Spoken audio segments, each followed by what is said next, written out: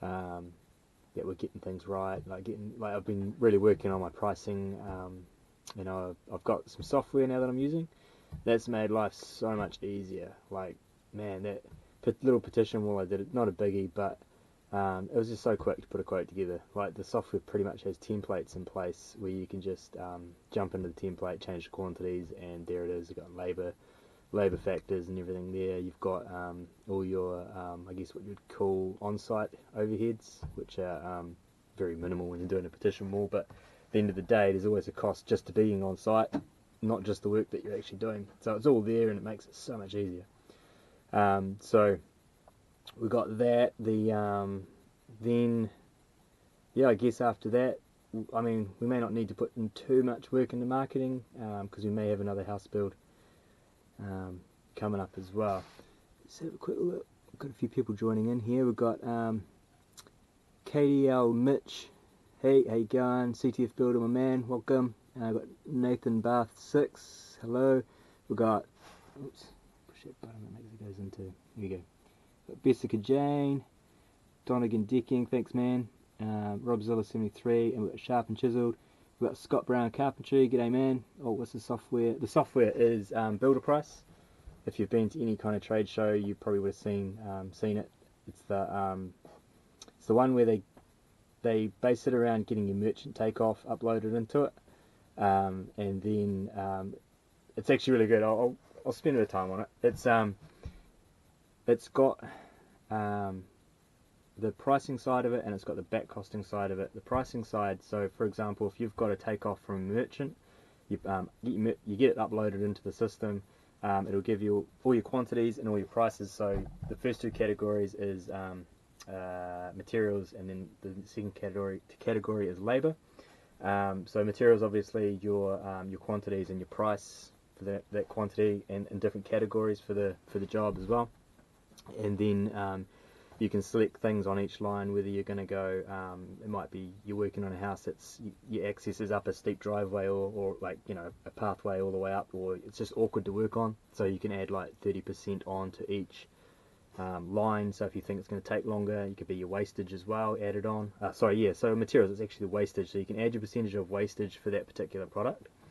And then try and zoom that. The labor is adding your, you can add a percentage of if it's going to take you, like if you're working, I've got this rule of thumb when you're working on a curved building or something. I've done a few different curves, and it's kind of a joke, but you always times it by pi, which is 3.1. So if you're doing framing and it's curved, times it by 3.1, and then that'll be the working out the quantity. But anyway, but you can add percentage, like you can change a percentage of for.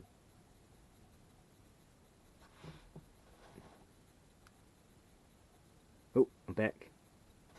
You can change the percentage of like difficulty. Then you take it into the next phase, which would be in the categories. It's called miscellaneous. So that's all your things that aren't pertaining to the materials from the merchant, for instance. So it might be the time it takes to put windows in. So you add the labour of putting windows in.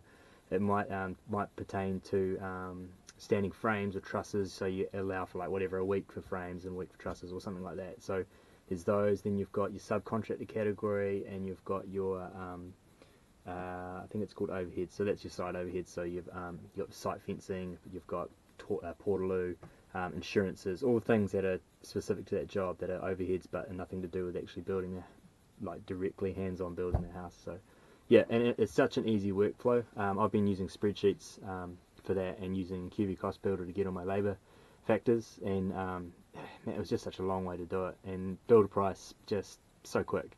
If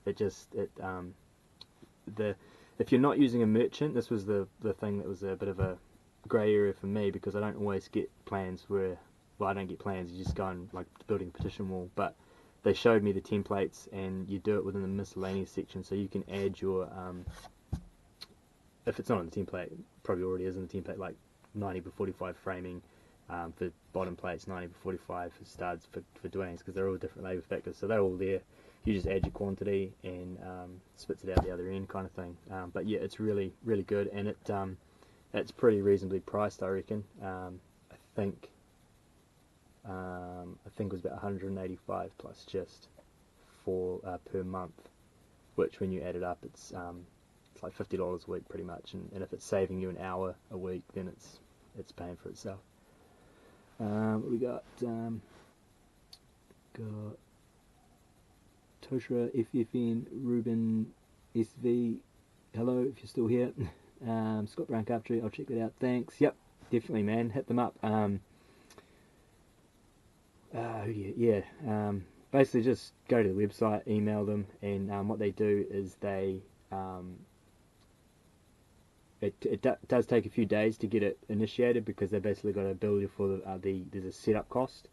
I won't say what it was because I think they gave us a special deal, but there's a setup cost, and then you've got to pay that, and sometimes a couple of days wait, and then they plan 2 trainings. So one's the pricing, and then it's the back cost. I actually forgot to say about the back cost. So the back cost is primo too. So you've done your job, got all your hours, got all your materials, then you move it to however the system works. I can't remember the wording, but you pretty much move it into the back coster. So when you're doing the job, you've got your phone app, and you can create categories within the back coster in your app. So if you've got guys or yourself and you're just clocking in on a job, so I spent 4 hours framing today, I spent 2 hours lining today, and then that goes back to the back coster, and then it gives you visual reference and how many hours you've actually got left. If you can see if you're chewing through them or not, or where you can, if you've gone over somewhere or where you've gone less somewhere else, and you're good. And also you can get all your invoices from wherever you're getting your materials. You can get them inputted straight, like you can download them as a CSV or something like that, upload them straight into it, and then just assign them to each job. So even if you've got one invoice with multiple jobs of items on there, you can select each individual one and assign them to each individual job. And you've got and you can, if you get an invoice in the mail, for instance, and not digital form, you can actually type up your own invoice to go with it. And it just makes it so much easier. Anything that makes the whole admin side easier is a plus, I reckon. Sharp and Chiseled, do you use SketchUp and CAD for any personal designs and creating plans as well? I did play around with SketchUp for a while. That was a couple of years ago, but they've kind of changed all a bit, and it hasn't really worked for me. I found it kind of annoying when they what do you call it? What is it called? Like subscription base or something, or like the free versions online, so you don't actually download the software. So after that, I just got sick of it. But I have been playing around with some design software. I won't say what it is, but because it's just a trial version. But yeah, I mean, I do draw up some drawings if I need to for a job. If it's a matter of, like, say, a bathroom layout and they want to move things like all over the place, then if we can get away with it, doesn't need consent or anything, then I've still got to do. I still like to do a drawing at least, so that the client knows what we're actually pricing and that we're on the same page. There was a job recently where I did 3 versions of the floor layout, and we kind of bounced around and went back to the first one, which, I always kind of find that annoying, but it's just part of the job, really. But it's good for the plumbers and electricians too, because if you're moving a toilet from one side to the other, they need to know a bit more detail on that, and to give a bit of a price too. But we'll kind of do that a little bit differently in the future. I'm kind of planning on getting a hold of a designer and basically getting them to do it more, and really looking into this whole scenario that's been talked about more sort of lately, is charging for quotes. So I don't know if any of you guys watching, if you're doing that, or you're charging clients for quotes and stuff. I think there's a sort of a line. You know, for a smaller job, you kind of just absorb the cost of it. But on a bigger job, there's a lot of hours that go into some of the bigger stuff. And if a client really wants it to be complex and that kind of thing, then there sort of has to be, there has to be something in it. Especially if you're going to price it and you don't get the job, and you just sort of lost a day or 2 days or even more. You kind of, I'm looking into it anyway, and how to make it work properly. just I guess a change of how we're doing things. I mean, we've been a lot of jobs we've been doing. We've been the only builder on the scene from the beginning, and working with the client through, and that's fine. I haven't really done any charging for that, and then the job happens and it's all good, and you sort of, it's all kind of covered anyway, your time, but it's just getting yourself out there. I reckon that's part of what I do with Builders Crack is, if you're not from New Zealand and you're wondering what I'm talking about, Builders Crack, it's a website called Builders Crack, and it's where people are looking for tradespeople, so they sign up to it and they post jobs, and the tradespeople are watching it, and they get emails if it suits them or if it's in their category, and they reply to it. So that's what I'm talking about, Builders Crack.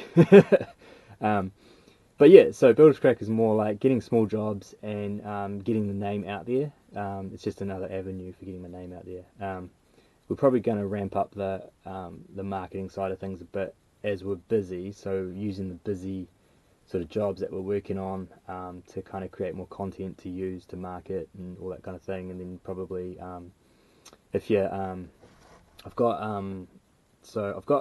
at the moment on Facebook is the one where there's the most value in social media marketing for a business, but at the moment I'm kind of dual rolling the Facebook page there with my my business, but also the I guess the social media influencer side, and it's kind of really hard to combine both. And I think I touched on this in my last live Q&A, and but what I'm going to do is probably, I'm trying to figure out how to change the page that I've got now from a business one to a public profile page, but I don't think I can. So at the end of the day, I'm going to start another Facebook page, and then one will be for the business, one will be for more the whole, whatever I do on Instagram will basically be reposted onto it, and going into the whole Facebook realm of people and reach and stuff, and all the stuff that I've got to do with Dewalt and that kind of thing. So just making it a bit more widespread, and then I'll have the business one, which will be pretty generic, I think, and it will look like most business Facebook pages, but that's where I'll put a whole lot of money into marketing and the whole the way it works with targeting and that. So yeah, so we're kind of I think we're doing good now. We're getting the jobs that we want, and heading in a direction that we wanted after a sort of a couple of years of here and there and figuring it out and scratching our heads at times. But yeah, no, things are really improving, so it's really good. Have we got, so, oh gosh, way back. So Scaffold, you join whether you're still here. G'day. Juanita said builderprice.co.nz. So if you're listening about this pricing software, it's called BuildaPrice with an A. Anthony A. Wad, g'day if you're still there. Vlad Iki Football, g'day. Danged Dens NZ. Yumi May 22, Stephen Sunkurt, hello. Scott Brown Carpentry, never charged for quotes, but like yourself, it's something I've thought about. I think it's going to be more widespread because a lot of guys are talking about it now. I have seen some examples where to a certain cost of a job it's free because it's only going to take an hour or two to price it, and then sort of moves up in stages, and they price it in different ways. So whether it's like it'll be at a certain charged rate, or yeah, whatever, it'll be as we go. Oh, what do we got? Sharp and Chiseled and Mooch Style is joined. G'day. And Mooch Style, what is this cave? This cave is under the house, and it's like a really low head-roomed kind of shed thing. So at the moment, this is my my workbench. Hang on, we're gonna try and stand up. Try and move the camera a little bit. Alright. So there we go. Quick workshop tour. It's a little bit messy still, but basically, if you see in my feed, and I was hacking away at that steel cutting, that was actually this workbench, which was an old, I don't know if the light's actually over there or not. It's the big steel frame that I decided would work well right in the middle, and yeah, so it's still a work in progress. I actually lined up here with an off-cutter jib that I had, and I was just saying right at the start of the live feed that got this this downlight here, which was basically cheap downlight that I got from Mitre 10, and was able to wire it up. Just camera again. Wire it up that it was plugged into a plug, like wired up to a plug. They're called with a plug. Trying to break this thing. Okay. And so yeah, I've just got plugged into a multi-box with a switch, so I can turn it on and off. And it's just because heaps good light. I was doing some video tests because some of the tool reviews I think would require a nice bench to kind of set up on. So there's that. There's just in general, every man needs a workbench. What do we got here? It needs moonshine lined walls. Okay, is that a resin color, or is that a Dulux color? Or is that like a product that I don't know of? Moonshine lined walls. My wife says you're short too. Yes, it is. I'm actually quite short. I am basically 1.7 meters tall, if that's of any interest to anybody there. Stephen Sunkurt, you need a huge man shed. Absolutely. Like, this is still quite a big shed. It's at least about 3.5 by about 5 meters deep. So it's a good size, but I actually have a lot of stuff. So I haven't shown you that direction because it's all just a whole lot of stuff stacked up. I'm trying to organise this area first. I'll organise that a little bit first and then create space. But actually on the bench, I've got I had this old drawer unit that I pulled apart with drawers on rollers. So I'm gonna mount those drawers underneath like the bench, like just under the top, and then use that as a bit more storage, and then create some shelving underneath close to the floor and have a good amount of storage underneath this desk as well, so I don't stack up too much like I have been. Chipping the making, g'day. Mooch style, turn it into a poker room. Would be awesome. Actually, I'll tell you what I'm missing is the dartboard. We haven't had that set up for like a year and a half. And it was a lot of fun. And when he was laughing, Mac, g'day, mooch style, it's an alcohol. Oh, right, okay, I see. I don't actually drink, so I don't know that. I don't know those things. We will need a tour one day. I think I will do a little bit of a mini tour of my shed when I've figured it out. It was actually a light bulb moment to even put this bench where it was, because I kind of had in my mind having this. Obviously the legs were too long, and I just used it as just stacking stuff on top of it and storing stuff under it.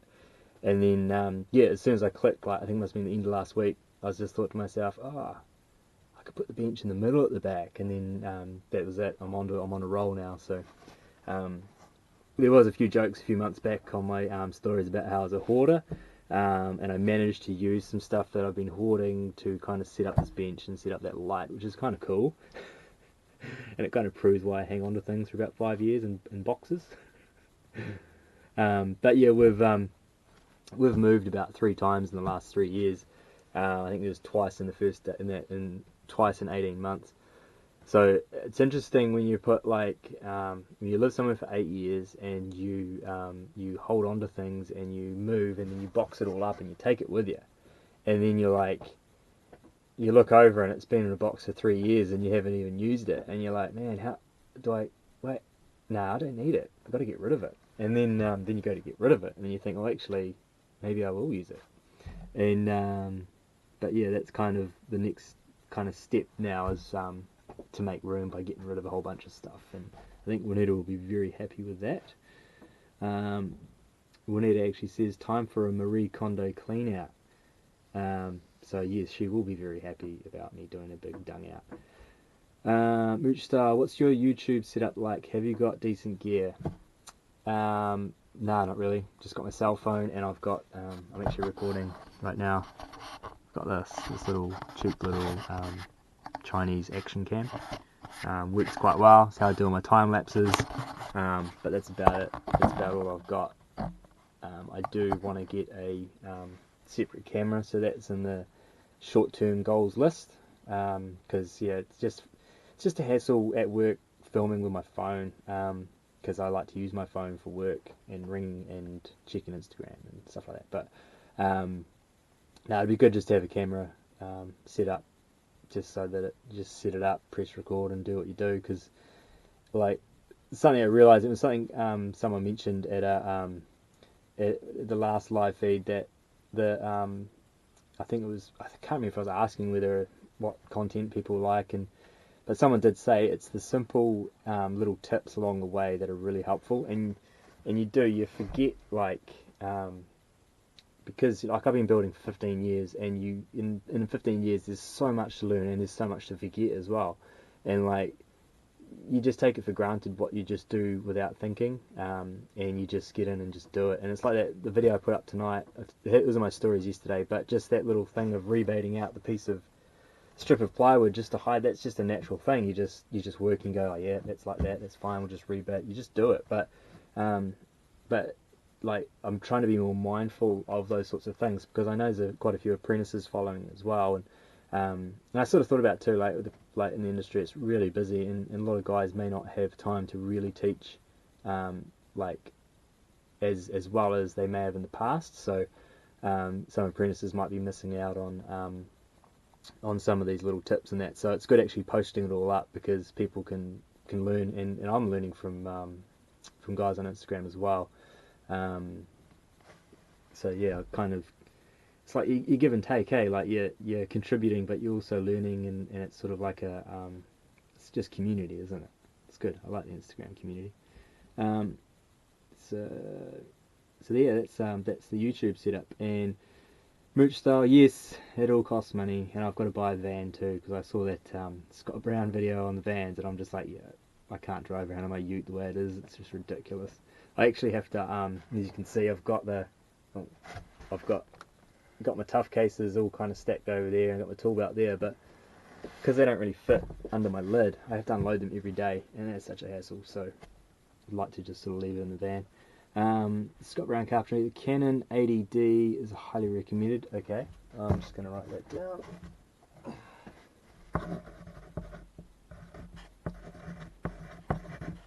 I'll take a look at that. And mute style, I've got a Sony A6 400, and bloody love it. Love YouTube vids. I watch them all the time. Oh, cool. Well, that's good to know. It's a bit of a slow burner. Again, like sorting out a space like this, and actually trying to the right sort of jobs too to film on. Once we start to get a bit of a roll, we'll yeah, have a few more up there. I've got a few that I'm actually already working on. So so with Dewalt, basically they're sending stuff. I film about it, and I'm trying to do combination of my sort of first kind of feeling of first use, first sort of thoughts of a tool. So you've seen some of the shots from the cut-off saw. That's me kind of using it for the first time. So I've been filming that, and I'll do a bit of a a spec sort of video and a quick few uses, and then post that up, and then maybe a couple of months of actually using things on site and really actually using on site. Then I'll do like a follow-up. So trying to kind of just create content around the tools. And then I would like to do, as we move into it a bit more, actually just filming what we're doing at work, building wise, and catching all those little tips throughout the day, and then compiling them onto something. And with the live videos, it'd be cool to kind of like create the podcast vibe by doing the lives and kind of expanding on that as well. And it'd be kind of cool to like really get into it, and like even, I mean, I kind of dream big, and I think like bringing in other people and kind of interviewing them. Sometimes when I'm working, I chuck on Joe Rogan's podcasts and kind of get them inspired by that kind of thing. There's plenty to talk about in the industry and that, and plenty to offer from everybody. So it's kind of like, it'd be cool to kind of bring it all in and get something really happening like that. But I'm rambling a little bit there, so I'm going to write that down actually too. The Sony. A friend of mine has mentioned the Panasonic Lumix G85, I think, it's only a small camera, but maybe as a start, and that it does 4K is quite helpful. CTF Builder, I was going to say, ask Scott what he uses, but he's already volunteered his info. Yeah, yep, if you guys don't know, Scott Brown Carpentry is on YouTube and slaying it on YouTube. He's been doing it for over a year now and is very inspiring. I didn't actually know about him until I started my YouTube channel and someone mentioned about it, and I was just blown away. I was like, wow, man, it's so cool. Very unique style, like filming and editing style as well. Good work, Scott. If you're still, I think you're still here. No, I love it. Love watching the videos. It's really cool, and it makes me actually like Auckland a bit better. I always kind of like Auckland's kind of cool, but you kind of make it look even cooler. Actually, when we were up there a few weeks ago, we never stayed in Takapuna before. In on the North Shore before, we stayed in I guess it was Takapuna, but it was closer to Devonport. But just like that whole view from that side is just so much better. We've always ever stayed sort of south of the city or in the city, and it's just like in amongst it, you don't sort of see the beauty of it. But when you're over that side and you look back, it's like, man, wow, what a beautiful view. Vlad Bar, g'day. Sila, how are ya? And Scott's laughing, probably at CTF Builders, saying, hey Scott, what's the mic you use? Is it a Hot Shoe Rode or something else? If you're still there, Scott. Yeah, so is it a Hot Shoe Rode or something else, the mic that you use? Aussie Tool Guy, g'day man. Wood4201, g'day. Mooch Style, those vids are the best. It gives you insight into what they're actually like. Yes, absolutely. Like, I think it's important because when it comes to power tools, everyone's on different platforms and everyone has different uses and different scenarios that they work in. So in the building industry, you got guys that maybe just doing reno work, or you got guys that are doing just the new builds, and they get moved.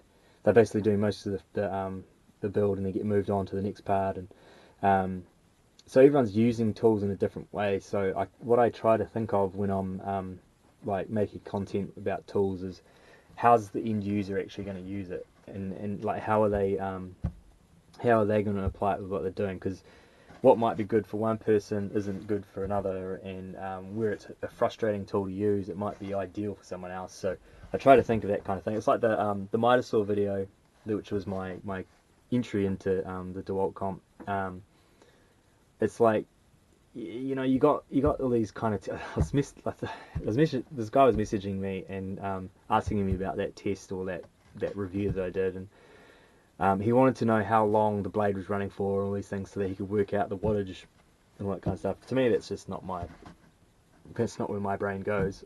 I just thought of the whole thing of like, how much wall framing can you actually build on one charge? So that's kind of how I pointed the video. So I try to get that bit of inspiration of what's the message of what I'm trying to say in the video, and then I kind of film and create the video around that. So as I like with the cut-off saw, my kind of take on that would be basically, if you're using a 9-inch grinder on a job site, then you've got an alternative which is actually far better, far safer.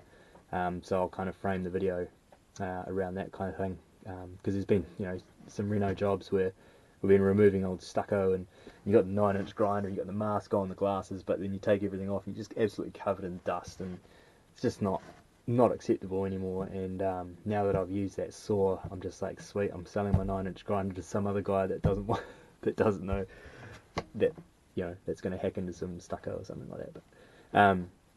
But yeah, I mean, while I'm talking about the saw is I'll grab it.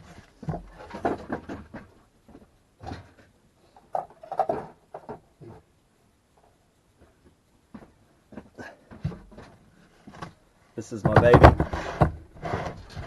right there. It's got the metal cutting blade in there at the moment. I was talking to the rep last week, and he said that Lennox have the steel metal cutting blades or wheels, and he said that the Lennox ones, and they're actually, so funny little fun fact, here we go. Lennox is owned by Stanley Black & Decker. So therefore, it all comes under that same umbrella. So I may have to have a chat to them and see if they'll send me one. But the problem I had when I was cutting the here we go. Here's an offcut. Cutting the steel. It's 4mm steel, 75 by 75. So this saw's got an 85mm or 83mm cut depth, but as you can see, the blade was disappearing as I was cutting, so I could only cut so far.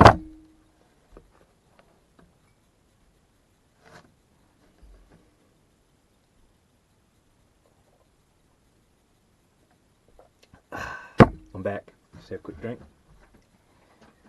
So yeah, the blade was disappearing, so it was actually making it harder to cut. If I had that steel blade in there, it would have been cutting both sides at the same time. You can actually see it in the video. I'm cutting, but I'm like coming down the inside, and I just switch sides and cut the other side. But on the 6-amp batteries, I was able to cut 4 of these, which doesn't seem like a lot, but that's some thick, like really thick steel, and it's not often you have to cut that in my scenarios anyway. And I mean, I did 10 years in commercial, and well, not just commercial, but really commercial based firm, and yeah, we didn't do a lot of cutting like that anyway. So just on the 6 amps, chuck a 12-amp battery in, lasts long. Would that mean you get 8 cuts like that? Yeah, I guess. Yeah, but it's good saw. You've got connect it to the water, so chuck a concrete cutting blade in there, and there is a video on my I think there's a video on my feed somewhere of me cutting. I think I've kind of blended in with the montage video, but I've got a bunch of broken pavers outside, so what I want to do is just basically do a blitz of cutting those. So they're all different sort of sizes, and I'm not going to get too carried away with how many meters of cut can you get on a battery. Or maybe we'll go down that track, but probably more like if you're doing paving or something small like that, like block laying. Be ideal for block layers. Actually, I was talking to a block layer about it the other day. He said his only concern would be in the winter with the water when you're cutting, can stain the blocks. So if they're visual, then you've got to be a bit mindful of cutting. But if you see a block layer using a 9-inch grinder and spreading dust around your building site, and you can take charge, and you can say, look mate, you need to invest in one of these bad boys. Buy one of these, 2 12-amp batteries. I reckon you'll do a blocky for a day. And yeah, so I'm going to hack away at some pavers as well and throw some video together about this bad boy. But what was really cool is the handles. You know how you use like a 9-inch grinder, and you kind of got the handle, and you've got a handle to one side or whatever, but you pull the trigger and the whole thing's got that whole kind of torquey kind of gyro effect. This thing's real cool because it doesn't have that. It doesn't feel like it has that gyro effect. It feels just like it's just balanced. So it's actually really easy to control, and it's got different blade position too, which comes in handy. Yeah, so it's good saw.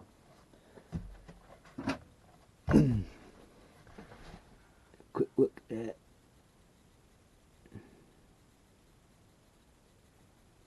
so that came from Mooch's Mooch Styles comment about informative videos. So okay, yep.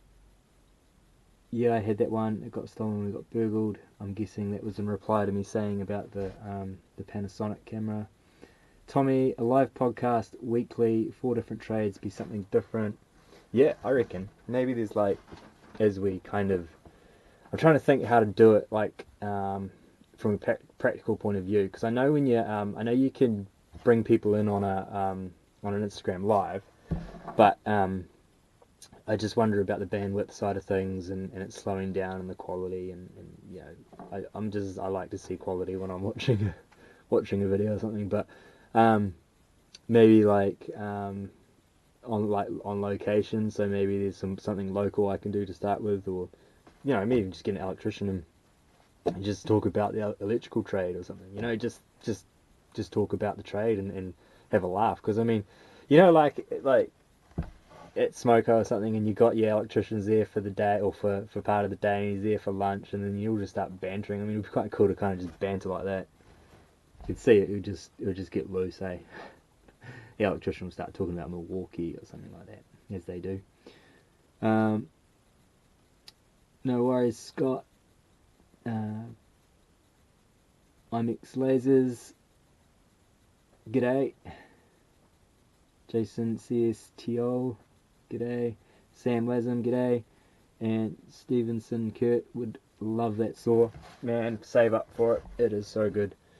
Yeah, I think, like the Flexvolt system. I mean, we talk about 18-volt platforms and which brand's better with 18-volt platforms. Everyone's got their opinion, what they think's better, and there's you can't really say one whole platform's better than another, but they all have their advantages. I mean, Makita's got like so many different 18-volt battery tools or battery skins, and then you've got like different types. Like Dewalt at the moment in the 18-volt scenario, they've been a bit slow, but I think that's because they are working on Flexvolt, and I'd love to see them do a hydraulic drill, something like that. Some of the other ones that other tools that the other guys are doing, definitely would love to see Dewalt doing it. But like I think the Flexvolt platform's kind of a whole thing. It's like in a different realm. So you got that saw, and no one else can do that quite yet because they haven't got the 54-volt batteries. They chuck in a couple of 18s and go 36-volt. But I was talking to someone the other day. I don't understand how it works, but it's like the two batteries still can't kind of reach that voltage. I'm guessing, like, I'm not really an electrician or anything like that, but I'm guessing it must be something to do with the amperage. Like the 6 amp battery for the Flexvolt's technically 6 amps at 18 volt, so it's a 6 amp 18 volt battery. But when it's at 54 volts, I think it's only 2 amps. But it's how the whole voltage stays at the right voltage and all that kind of thing. And I think when you got the 2 18 volt, like the Makita 2 18 volt trying to run 36, I don't think it can reach the same kind of sustained voltage or something like that. That was just someone was telling me. So don't take it for, I guess, gospel or something like that. But yeah, the Flexvolt system, like the Mitre saw, running off the 2 batteries is perfect. I don't even need to plug it in. It lasts all day. If I'm really using it, I might need to go through two sets of batteries.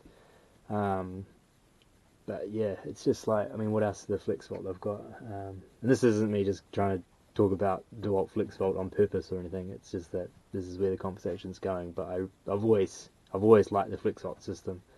But yeah, it's like the little table saw. I'd really like to get my hands on that because at the moment I don't have a table saw for on site, and I'm really been needing one recently. So I'll try and get a hold of that. But yeah, yeah, it's good. So what are you all up to? I asked it earlier, but tell us about what sort of jobs you're working on. You building any houses, renovations, fences, any other trades? Anyone that's not in the trades wants to know something about the trades, or wants to tell us what you do and what you do for coin. For those that are following, who's still here anyway. Stephen, Flexvolt's tools are just unreal tools. The replacement for corded stuff. It's so true. Like, I've got the circular saw as well, and like, man, I just don't even need my corded gear. Like, I just haven't used my corded since I got that. I haven't used my corded circular saw. You just don't need it. It's just crazy. And jack a battery and away you go. I would like, I've got the, is it the right hand blade? Yeah, I would like to have got the, in hindsight, I should have got the left-handed blade, the rear-handled one, because I actually really like seeing the blade on that side. It's not really a common thing, well, it wasn't a common thing in New Zealand to have the right-sided blade. The left-hand blade. It was more of an American thing, but with the battery tools growing in popularity, it became a norm, and I got used to it on the little 18 volt saw, and then when I switched to the Flexvolt saw, not having it's kind of been a bit of a hassle. but yeah, like the Flexvolt stuff is just, it's just, instead of buying corded gear, you should try and buy the Flexvolt stuff first. It is a bit of an investment compared to buying, corded gear, but once you've got a few batteries, you're sweet. If you're not running heaps of machinery like the saw or the table saw or something like that. But yeah, definitely get the circular saw. That one's really good actually. The circular saw is really good. Because the other thing too is I haven't actually tried it with the extractor, but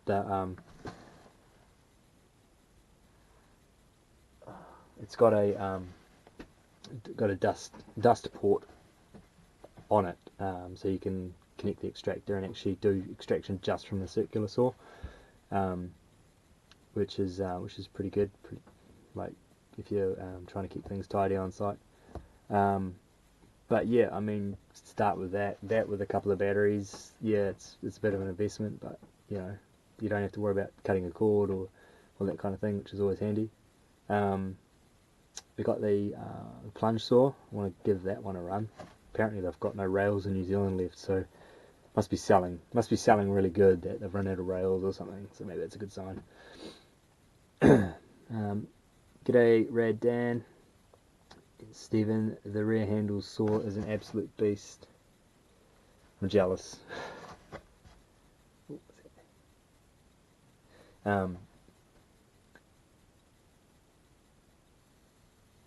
Yeah, maybe I can still get my hands on that. I gave the impact wrench a go.